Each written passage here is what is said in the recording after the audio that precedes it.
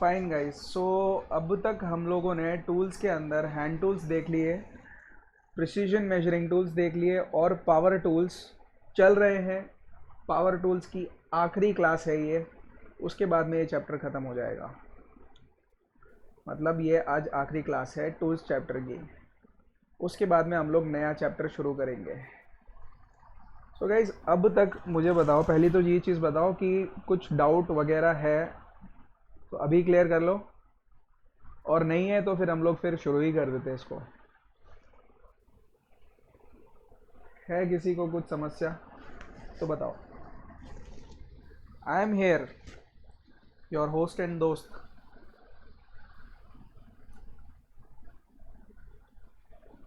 समस्या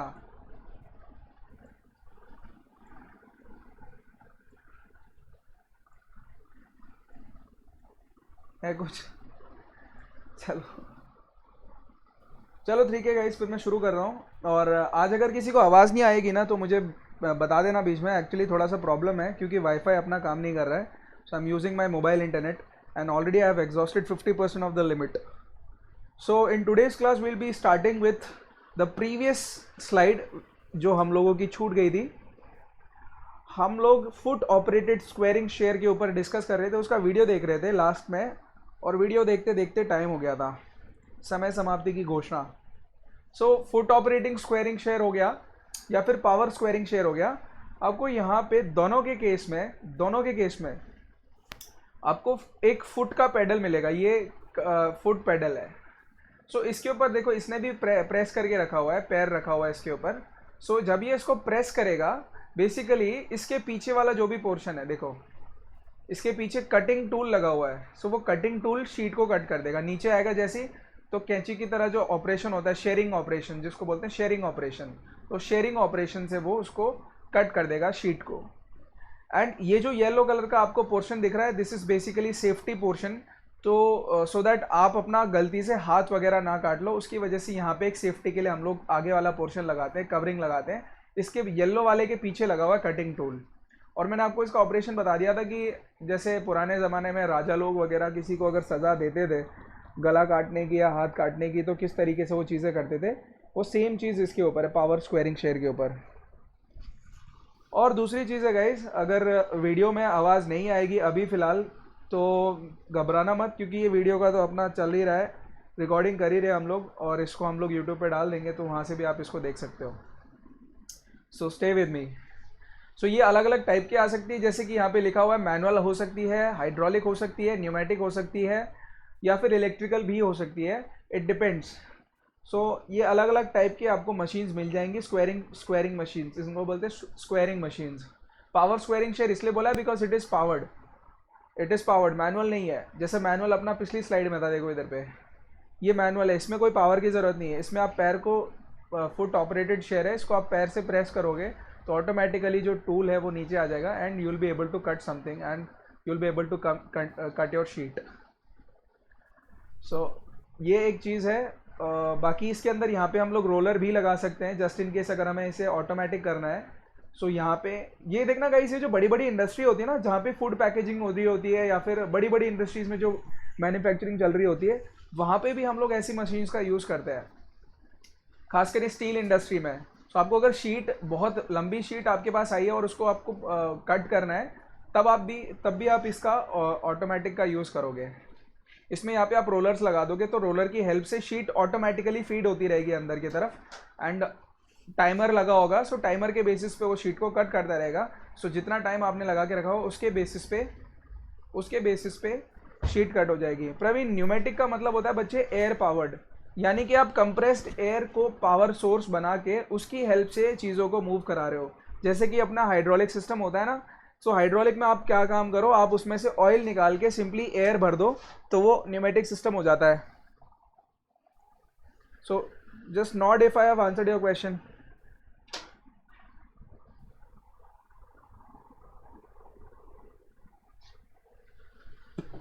yes.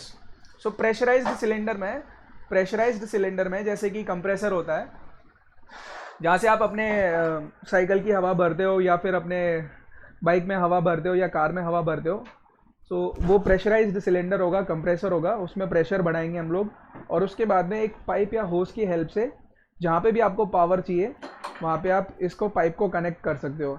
And उसका operation basically guys ऐसा रहता है जैसे टरबाइन व्हील घुमाना हो आपको। सो किसी ने स्वदेश मूवी देखी हुई है? स्वदेश मूवी में वो पानी की हेल्प से टरबाइन घुमा रहा होता है। यहाँ पे भी वो सेम ऑपरेशन है, एयर की हेल्प से हम टरबाइन घुमाएंगे। टरबाइन यानी कि रोटेट करेगा, एक शाफ्ट रोटेट करेगा, और जितना ज़्यादा प्रेशर होगा उतना ज़्यादा शाफ्ट रोटेट करेगा, उतनी आरपीएम से, और उतना ही आपको जो भी काम करना है आप काम कर सकते हो, whether you want to drill, whether you want to do anything. So this is how a pneumatic device, so to say, it works. Yes, pressure energy into mechanical energy, yes of course you can say that. So I believe और भी बहुत सारे लोगों का ये question रहा होगा pneumatic वाला।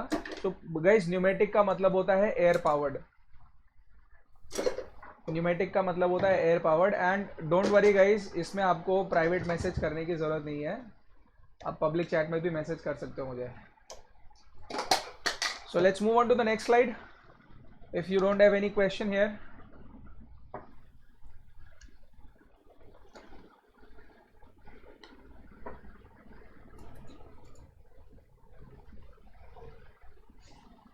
फाइन।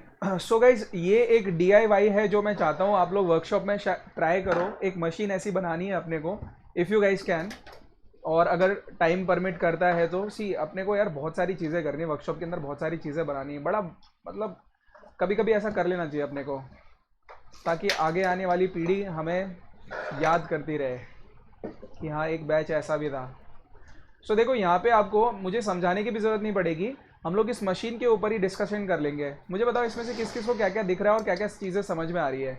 ये सब ब्राउन कलर का क्या दिख रहा है? ये क्या है? ये ब्राउन कलर का ये चीज़, ये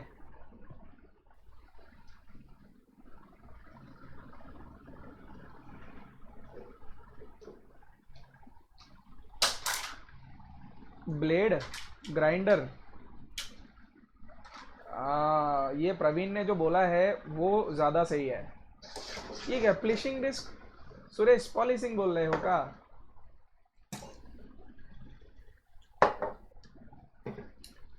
बहुत बढ़िया। फ्लैट सरफेस बनाने के लिए संस्कृति, हाँ बिल्कुल बोल सकते हो, बट ज़रूरी नहीं है सिर्फ फ्लैट सरफेस, आप कर्व शेप भी बना सकते हो इसके ऊपर। वो तो वर्कमैनशिप स्किल्स के ऊपर डिपेंड करेगा। सो आप इससे राउंड जॉब भी बना सकते हो बेटा, ऐसी कोई प्रॉब्लम नहीं है। राउंड जॉब बना लो, फ्लैट सरफेस बना लो।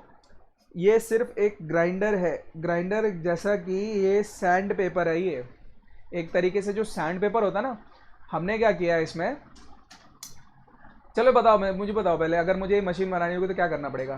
तुम लोग बताओ पहले, क्या क्या दिख रहा है?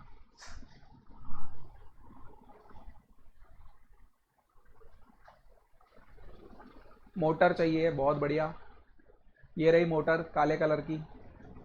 प्लेटफॉर्म चाहिए, ये प्लेटफॉर्म ये रहा, there you go, very good my smart kids. Rafsan saying something, अरे भाई nice Chinmay, sand paper disc, शाबाश शाबाश मेरे चीते।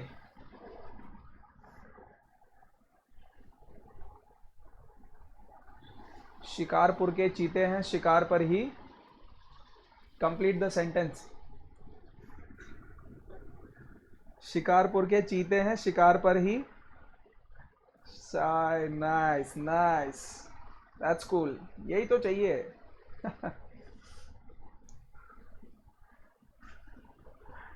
ठीक है, तो देखो मोस्टली आप लोगों ने ये चीज़ें तो बता दी इसके अंदर। जैसे अपने को ये मोटर दिख रही है यहाँ पे, तो एक बार अपन ने मोटर लगा दी यहाँ पे, इस मोटर का आरपीएम चेंज करने के लिए भी हम लोगों को एक पोर्शन लगाना पड़ेगा, रेगुलेटर लगाना पड़ेगा।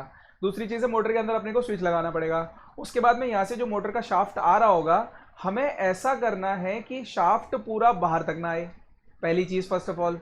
यानी कि जो शाफ्ट है वो शाफ्ट सिर्फ इस व्हील के पीछे पीछे रहे, व्हील के आगे तक ना आए, फर्स्ट थिंग फर्स्ट। उसके बाद में ये अपने ने क्या किया है, ये ऊपर से हम लोगों ने सपोर्ट लगा के रखा हुआ है, ये चीज़ जो आपको दिख रही है ये वाला, और ये बेस जो आपको दिख रहा है यहाँ पे, ये बेड, ये जो बेड आपको दिख रहा है ये सपोर्ट के लिए है। सो दैट यहाँ से कोई भी चीज़ फ्लाई करके बाहर ना निकले, सेफ्टी के लिए। ये वाला पोर्शन सेफ्टी के लिए है और ये वाला पोर्शन सपोर्ट के लिए है, मतलब आपको सपोर्ट मिल जाएगा इससे कोई भी पीस को अच्छे से प्रॉपरली होल्ड करके सैंड करने में। उस ऑपरेशन को बोलते हैं सैंडिंग ऑपरेशन। सो ये बेसिकली बच्चों ये एक सैंड पेपर ही है। हमने क्या किया है इसके ऊपर, लेट्स सपोज अंदर की तरफ में हम लोगों ने एक लकड़ी का व्हील, ऐसे एक लकड़ी का व्हील लिया है, उसको काट लिया ऐसे राउंड शेप में, और उसके ऊपर हम लोगों ने सैंड पेपर या तो वेलक्रो से चिपका दो या फिर परमानेंटली चिपका दो, ऐसे इसके ऊपर ऐसे आपने चिपका दिया सैंड पेपर। तो जैसे ही ये व्हील रोटेट करेगा, because this wheel is connected to the shaft, ये व्हील शाफ्ट से कनेक्टेड है, तो जैसे ही ये व्हील रोटेट करेगा वैसे ही आपका सैंड पेपर भी रोटेट करेगा। सो आप सोच लो खुद, आप खुद सोचो फिर कितना बढ़िया काम हो गया अपना। यूजुअली नहीं तो हमें क्या करना पड़ता था, अपने हाथ में सैंड पेपर पकड़ के ले लगे हुए हैं, घिसने में लगे हुए हैं और हालत ख़राब हो रही है, फिर सैंड पेपर भी ख़राब हो रहा है, उसको फेंकते जा रहे हैं, नया नया सैंड पेपर लेते जा रहे हैं, बोल रहे सर ये काम नहीं कर रहा है। ऐसा होता है? कितने लोगों ने सैंड पेपर ख़राब करे हैं ऐसे करके? मैंने तो करा है, मैं तो फ्रैंकली बोल रहा हूँ। मुझे बताओ किस किसने किया है। ठीक है, हाँ, ओके, लेट इट कम।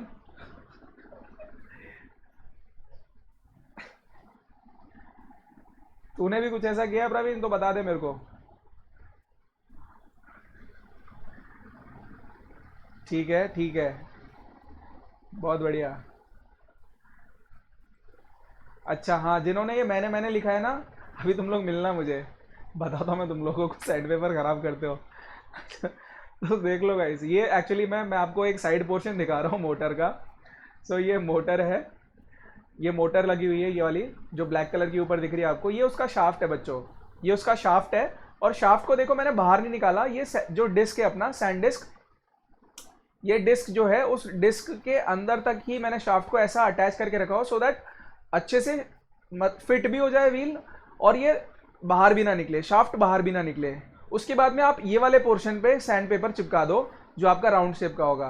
तो फर्दर फिर आपके पास यहाँ सामने बेस है, बेस के आगे आप कोई भी मटेरियल रख लो, घुमाते रहो, या फिर आपको स्ट्रेट रखना है तो स्ट्रेट रख लो, ये सैंड पेपर आप घुमाते रहो और उसके बाद में आपका पीस सैंड होके आ जाएगा। So this is how you can make a disc sander, this is a disc sander. बाकी आपको बताने की मुझे ज़रूरत नहीं है दैट ये एब्रेसिव पेपर लगा हुआ है या सैंड पेपर लगा हुआ है जो कि सैंडिंग करके अपने को दे देगा। जैसे फाइलिंग ऑपरेशन होता है वैसे ही सैंडिंग ऑपरेशन होता है। And I hope mostly people have seen this sand paper in workshop और in your life at some point of time, I believe. So ये जो सैंड पेपर आपने लगा रखा है, it can be of different grids to trim metal parts. So अलग अलग metal का जो मटेरियल होगा उसके बेसिस पे आप ये सैंडर यूज़ करोगे, उसका ग्रिट यूज़ करोगे। ग्रिट यानी कि फाइननेस बोलते हैं उसको। ग्रिट का मतलब होता है कितना फाइन है अपना सैंड पेपर या फिर ग्राइंडिंग व्हील। सो यहाँ पे देखो एक लाइन लिखी हुई है, it is much quicker to use a disc sander than to file a part to the correct dimension. Filing करने से ज़्यादा बेटर है कि आप डिस्क सैंडर यूज़ कर लो। आपका एक तो मैनुअल वर्क बचेगा, आपकी एनर्जी बची रहेगी और आप ज़्यादा और दूसरी चीज़ों पे फोकस कर सकते हो, वर्क के ऊपर फोकस कर सकते हो, रादर देन फाइलिंग करके आप थक जाओगे और फिर आप आगे काम नहीं कर सकते हो। सो बेटर है ये अगर टूल आपके पास अवेलेबल है वर्कशॉप में, you just use it. Similarly यहाँ पे देखो एक कॉम्बिनेशन डिस्क लिखा हुआ है। ये जो कॉम्बिनेशन डिस्क में क्या है, इसमें एक बेल्ट सैंडर है और एक वर्टिकल बेल्ट सैंडर है। गाइस नेक्स्ट स्लाइड में मैं आपको दिखा रहा हूँ। बेल्ट सैंडर यानी कि जैसे जो एयरपोर्ट पे हम लोग सामान लेने जाते हैं, चेक इन लगेज लेने के लिए जाते हैं, वहाँ पे आपने ये बेल्ट्स वगैरह देखी होंगी। तो इन बेल्ट्स के ऊपर क्या होता है, सामान इसके ऊपर रखा हुआ होता है, यहाँ से ये सामान रखा हुआ है ऐसे करके, ये डिस्क रोटेट करेगा। ये जो क्या बोलते हैं उसको, बेल्ट है, ये जो शीट है ये बेल्ट है, ये रोटेट करेगा and this belt is mounted on a पुली।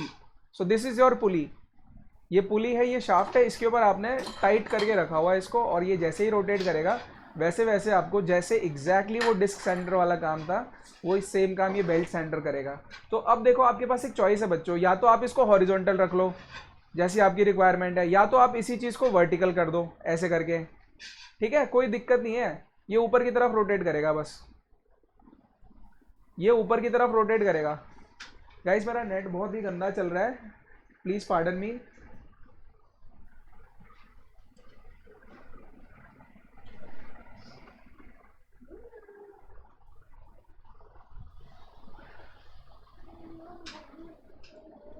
सारे चैट गए। Sona, you can't treat. Your shirt on. हाँ सुरेश मुझे पता है लैग हो रहा है, मुझे पता है लैग हो रहा है, बट इसको ना यूट्यूब पे जब मैं डालूंगा तो आप देख लेना वीडियो। आज एक्चुअली नेट का थोड़ा सा इशू है, ठीक है, बट आई होप आपको जिस तो समझ में आ गया हो कि हम लोग बोलने की क्या कोशिश कर रहे हैं। So this is a horizontal sander और ये होता है वर्टिकल सैंडर। अगर आपने इसी सेम चीज़ को वर्टिकली मूव कर रहे हो तो that is a vertical sander. So a belt sander, the belt sander uses an endless abrasive belt driven by an electrical motor to send sand down metal parts much like the disc sander unit। बाकी यहाँ पे एक और चीज़ लिखी हुई है that the abrasive paper used on belt comes in different degrees of grit or coarseness।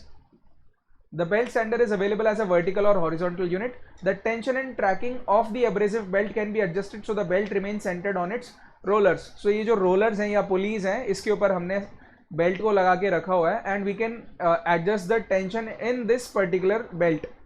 इस belt के अंदर हम लोग टेंशन को एडजस्ट कर सकते हैं। टेंशन का मतलब होता है कितना टाइट आपने करके रखा हुआ है इसको। सो ये मटेरियल प्रॉपरली अगर टाइट होगा तो ये रोलर के लेफ्ट और राइट में मूव नहीं करेगा, यानी कि जो इसकी लोकेशन है उसी के ऊपर ये मूव करेगा, आजू बाजू में नहीं जाएगा, फिसलेगा नहीं। सो ये लास्ट लाइन में लिखा हुआ है। और आगे बढ़ते हैं,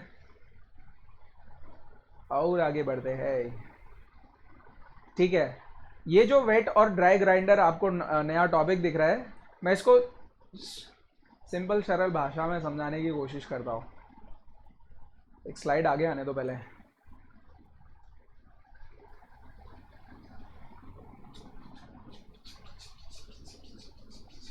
यस, अब बताओ ये वाले टूल पे किस किसने हाथ आजमाया है? वर्कशॉप में इस वाले टूल के ऊपर किस किसने हाथ आजमाया है?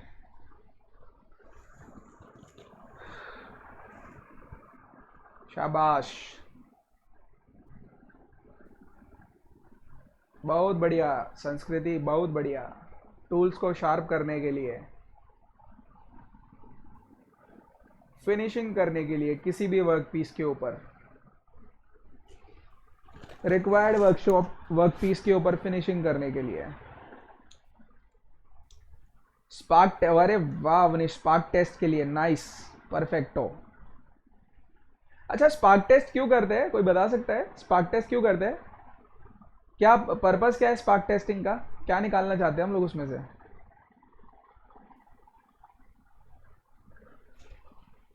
मेटल आइडेंटिफाई करने का। Very good Suresh. So spark testing में हम लोग बच्चों इसकी हेल्प से हम लोग स्पार्क टेस्टिंग भी कर सकते हैं। बेसिकली आपको ना स्पार्क का कलर, स्पार्क का जो और दो चार प्रॉपर्टीज हैं उनको ऑब्जर्व करके आप बता सकते हो कि आप मेटल कौन सा ग्राइंड कर रहे हो। उसको बोलते हैं स्पार्क टेस्टिंग, बिकॉज उससे पहले आपने रेफरेंस लेके रखा हुआ डिफरेंट टाइप के स्पार्क्स का, आपके पास थ्योरेटिकल नॉलेज ऑलरेडी अवेलेबल है। सो उसके बेसिस पे आप स्पार्क टेस्टिंग कर सकते हो। वेरी गुड, वेरी गुड, बहुत बढ़िया, शाबाश मेरे, अरे मेरे शानदार बच्चे हैं ये। मुझे पता है बहुत आगे जाओगे तुम लोग।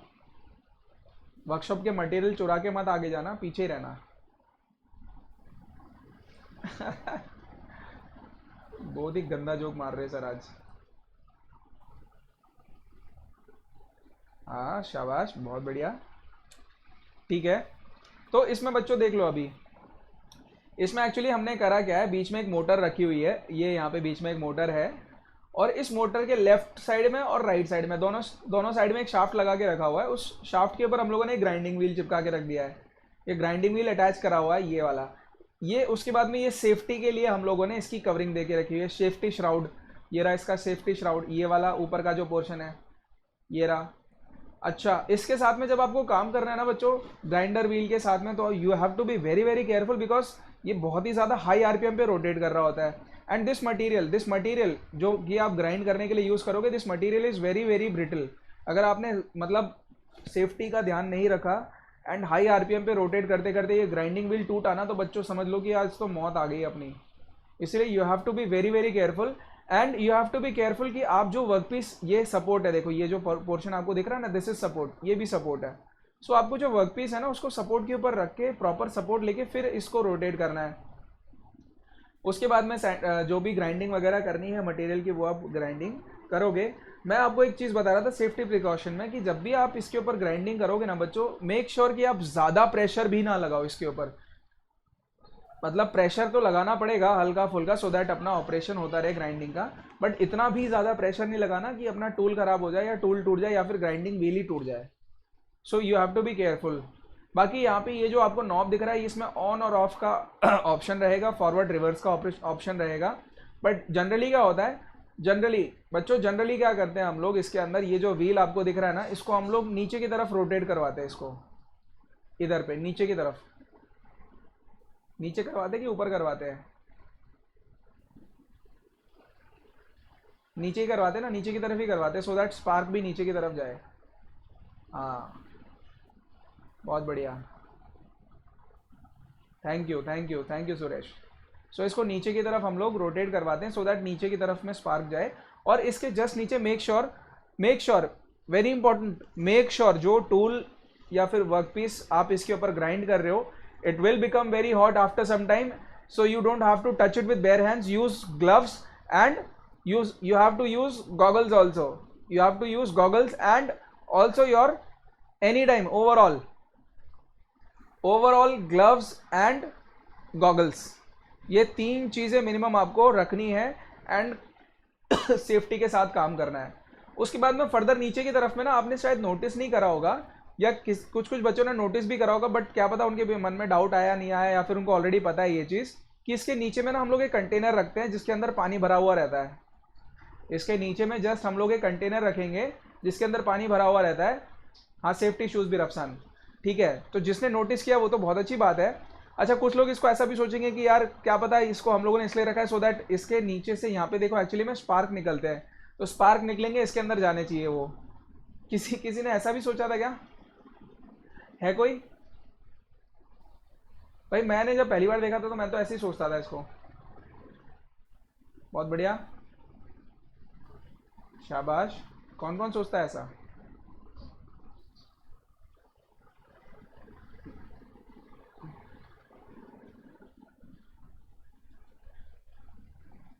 हाँ मेटल को ठंडा करने के लिए प्रवीण।